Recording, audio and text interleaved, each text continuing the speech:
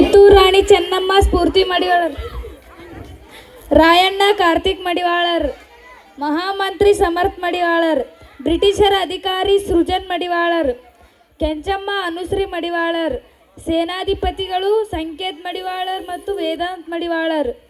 ಬ್ರಿಟಿಷರ ಸೇನಾಧಿಪತಿಗಳು Krishna Hugar, Shiva Bommanahalli, Srishail Patil.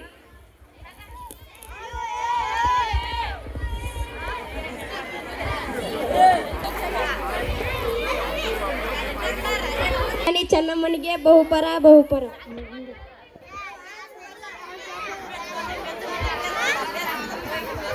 ಕುಳಿತುಕೊಳ್ಳಿ. Good morning ರಾಣಿ ಸಾಹೇಬ್. ಕುಳಿತುಕೊಳ್ಳಿ. Thank you. ವಿಷಯ ಕೇಳಿ ಮಹಾಮಂತ್ರಿಗಳೇ. ಸಾಹೇಬರೇ, ವಿಷಯ ಏನೊಂದು ತಾಯಿ ಹತ್ರ ತಿಳಿಸಿ. ನಾವು ಇಲ್ಲಿಗೆ ಮೊದಲು 2 ವಿಷಯ ಡಿಸೈಡ್ ಮಾಡಿಕೊಳ್ಳಲಿಕ್ಕೆ. ಯಾವ ವಿಷಯ? ನೀವು ಒಪ್ಪಂದ ಪ್ರಕಾರ ಕಪ್ಪನ್ನು ಕೊಡುತ್ತಿಲ್ಲ, ಯಾಕೆ? ಕಪ್ಪ ಕೊಡಬೇಕೆ? ಕಪ್ಪ ನಿಮಗೆ ಯಾಕೆ ಕೊಡಬೇಕು? ಕಪ್ಪ ನೀವೇನು ನಮ್ಮ ಅಣ್ಣ ತಮ್ಮಂದಿರೇ, ಬಂಧು ಬಳಗವೇ, ದಾಯಾದಿಗಳೇ, ನಿಮಗೆ ಯಾಕೆ ಕೊಡಬೇಕು? ಕಪ್ಪ ನೀವೇನು ನಮ್ಮ ಅಣ್ಣ ತಮ್ಮಂದಿರೇ, ಬಂಧು ಬಳಗವೇ, ದಾಯಾದಿಗಳೇ, ನಿಮಗೆ ಯಾಕೆ ಕೊಡಬೇಕು? ಕಪ್ಪ ಕಿತ್ತೂರು ಎಂದಿಗೂ ಒಪ್ಪಿಗೆ ಕೊಡೋದಿಲ್ಲ. ನಿಮ್ಮಪ್ಪ ತಾತ ಮುತ್ತಾತಂದಿರು ಕಟ್ಟಿ ಬೆಳೆಸಿದ ಆಸ್ತಿ ಎಲ್ಲ ಕನ್ನಡಿಗರ ಆಸ್ತಿ.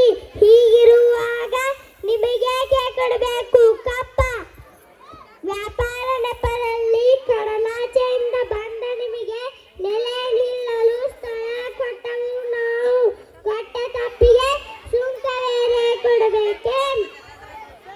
ಶತಮಾನಗಳಿಂದ ಸ್ವತಂತ್ರವಾಗಿ ಬದುಕುತ್ತಲಿರುವ ಈ ಕಿತ್ತೂರು ಎಂದಿಗೂ ಒಪ್ಪಿಗೆ ಕೊಡೋದಿಲ್ಲ.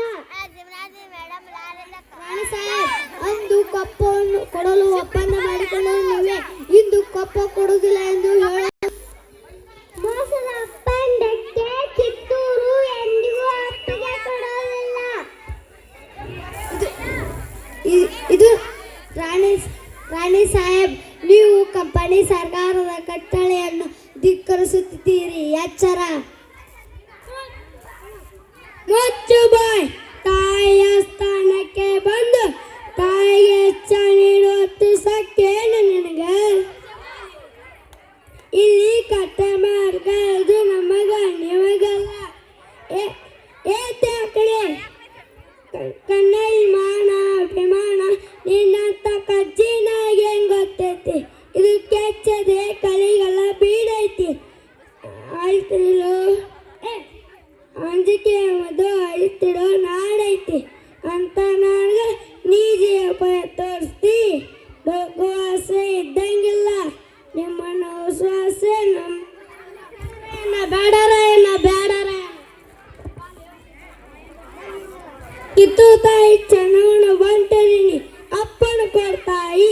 ಕಾಲ ಕೆಳಗೆ ಜಗಳಕ್ಕೆ ನಿಂತಿರ ಇಂಥ ಕೆಂಪು ಗೋಚಿತೆಲ್ಲ ಅಡ್ಡಲು ಕರ್ದಾಕ್ತೀನಿ. ಹೊರಟು ಹೋಗು, ನಿಂಗೆ ಜೀವದಾನ ಮಾಡಿ.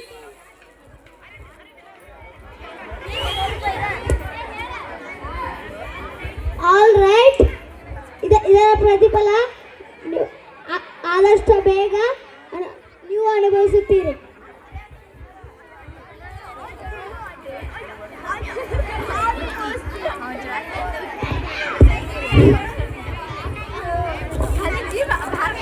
ಬ್ರಿಟಿಷರ ಜೊತೆಯಿದ್ದ ಆದ ನಂತರ ಕೆಲ ದಿನಗಳ ನಂತರ ಬ್ರಿಟಿಷರು ರಾಯಣ್ಣನ ಮಾವನಾದ ಲಕ್ಷ್ಮಣಿಗೆ ಹಣದ ಆಸೆ ತೋರಿಸಿ ಕುತಂತ್ರದ ದಾಳವನ್ನಾಗಿ ಮಾಡಿಕೊಂಡು ಡೋರಿ ಹಳ್ಳದಲ್ಲಿ ಬ್ರಿಟಿಷರ ಸೈನ್ಯ ರಾಯಣ್ಣನು ಮೋಸದಿಂದ ಸೆರೆ ಹಿಡಿದು ಜೈಲಿಗೆ ಹಾಕಿ ಜನವರಿ 26ರಂದು ಗಲ್ಲಿಗೇರಿಸಲು ಅನುಮತಿ ನೀಡಿತ್ತು.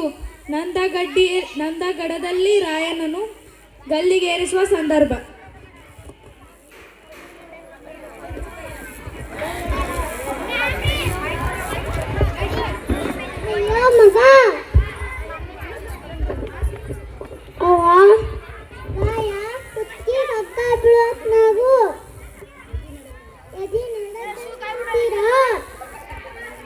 ಆ ನಿನ್ನ ಗುಂಡಿಗೆ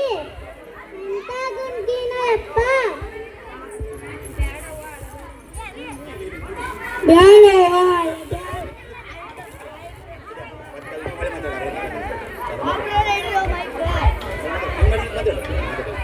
ತಾಯ ಕುತ್ಕಿ ಹಗ್ಗ ಬೀಳತ್ನಾಗು ಎದಿ ನಡಗ್ದಂಗ್ ನಿಂತೀರಾ